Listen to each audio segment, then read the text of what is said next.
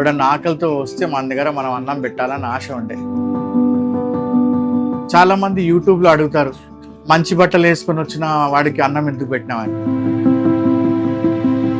మనుషులు పైనుంచి చూస్తారు, వీనికి ఉందా, వీనికి లేదా, వీడు ప్యాంట్ వేసుకుంటా, వీడు షర్ట్ వేసుకుంటా, వీడు చెడ్డ వేసుకుంటా లేదా అని చూస్తారు.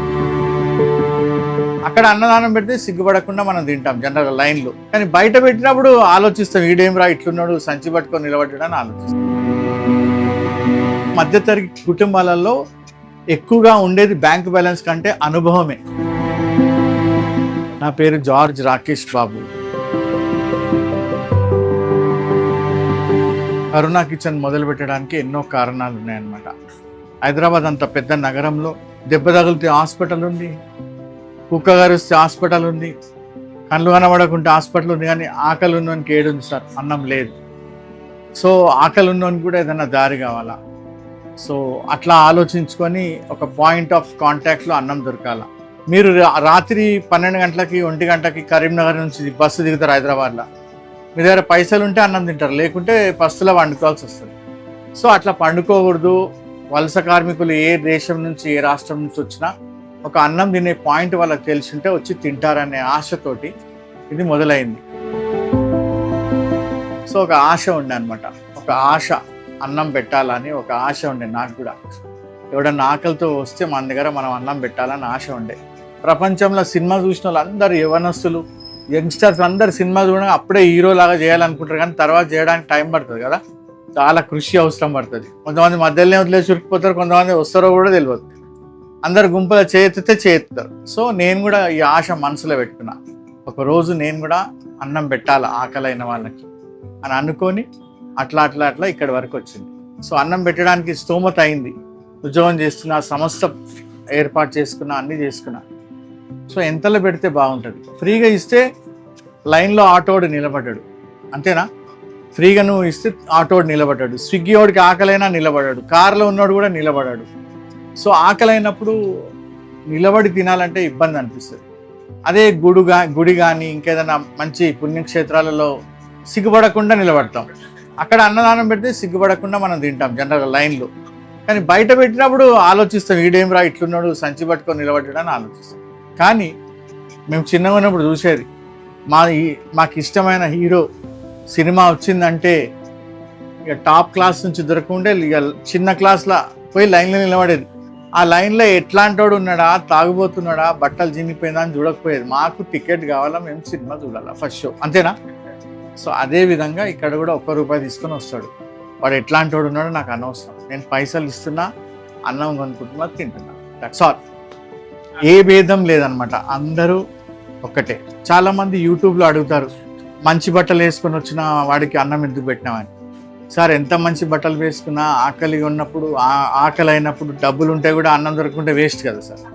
సో ఆకలి ఉన్న వారికి అన్నం పెట్టాలని ఆలోచన ఇక్కడి వరకు తీసుకొచ్చింది. 2 సంవత్సరాల నుంచి నడిపిస్తున్నాం. ప్రతిరోజు ఒకటే విధమైన అన్నం ఉండదు, ప్రతిరోజు వేరు ఉంటుంది. కిచిడి, టమాటా రైస్, పొంగల్ అట్లా వేరు ఉంటుంది. ఇప్పుడు ఈ మధ్య ఛాయ్ కూడా ₹1 అమ్ముతుంది. ఛాయ్ బిస్కెట్ ₹1, ఉప్మా కానీ ఇంకేదన్నా ఉంటే అది ₹1 అట్లా. 7 గంటల నుంచి 9 గంటల వరకు ఉంటుంది. ఇది ఒకటే ఉంది, ఇంకా 2 బ్రాంచ్లు ఓపెన్ చేయాలని ట్రై చేస్తున్నాం. ఒక బ్రాంచ్ పెట్టాలంటే 5 లక్షలు కావాలా. సో ఆ డబ్బులు ఎవరన్నా సేకరించి డొనేషన్ ఇస్తే ఇంకోటి ఎంబడే పెట్టాలండి. అట్లా రోజుకి 700 మంది తింటారు. మార్నింగ్ బ్రేక్ఫాస్ట్ ఒక 250-300 మంది, మధ్యాహ్నం 300-350 అట్లా. అమౌంట్ ఏం అడ్జస్ట్ లేదండి. ముందు భగవంతుడు పేరు తీసుకున్నాం, మొదలు పెట్టినాం అంతే. ఆటోమేటిక్గా డొనేషన్ ఇచ్చే వాళ్ళు వచ్చినారు. అట్లా ఒకరోజు లేదు, ఒకరోజు ఉంది, అట్లా నడిచిపోయింది. అయితే నేను గతంలో ఐద్వా మహిళా సంఘంగా పనిచేశాను 5-6 సంవత్సరాలు. అయితే నాకు సేవ అంటే చాలా ఇష్టం. దీంట్లో మా మేనొత్ని పనిచేసింది చాలా రోజులు. ఇక్కడ జాబ్ ఉంది, చేస్తావా సుమలత అని అడిగినండి. అడిగితే ఒకసారి చూసి నాకు నచ్చితే చేస్తా అని చెప్పాను. అంటే అదేం లేదు, బాగుంటది అని అంటే, ఎంత బాగున్నా నాకు నచ్చితేనే చేస్తా అని చెప్పిన. ఓకే అని వచ్చిన తర్వాత ఎంత వెదర్ వాతావరణం అన్ని చూసిన తర్వాత నేను ఐద్వా మహిళా సంఘం చేసింది సేవ కోసమే. సేవ ఎంతో మందికి ఆడపిల్లలకు ఇబ్బంది ఉన్నప్పుడు నేను మాట్లాడేదాన్ని. అట్లాంటిది నేను ప్రజాసేవ అంటే ఇష్టం అన్నప్పుడు ఇది కూడా ఒక సేవనే కదా. చాలీ ఎంతనని ఉండని, ఆ చాలీ నాకు సంబంధం లేదు సార్. సేవ నచ్చి వర్క్ చేసి సార్ ఇప్పుడు నేను అనుకున్నాను ఇవ్వాలని, డొనేషన్ రాకపోతే నేను గమ్మునుంటానా? నేను అనుకున్నా ఇవ్వాలని, ఎప్పటి నుంచో పగబట్టిన, జమానా నుంచి పగబట్టిన. ఆ పగకి నేను ఎంత ప్రిపరేషన్ అవ్వాలి సార్. అయినా కానీ నాకు డొనేషన్స్ ఇచ్చి చాలామంది సపోర్ట్ చేస్తున్నారంటే అది గొప్ప విషయం అండి. వాళ్ళందరికీ దండం పెట్టాలి. ఎందుకంటే వాళ్ళు కూడా నాకున్న ఆలోచనని వాళ్ళు ఏమంటారు ఎంకరేజ్ చేస్తున్నట్టుగా.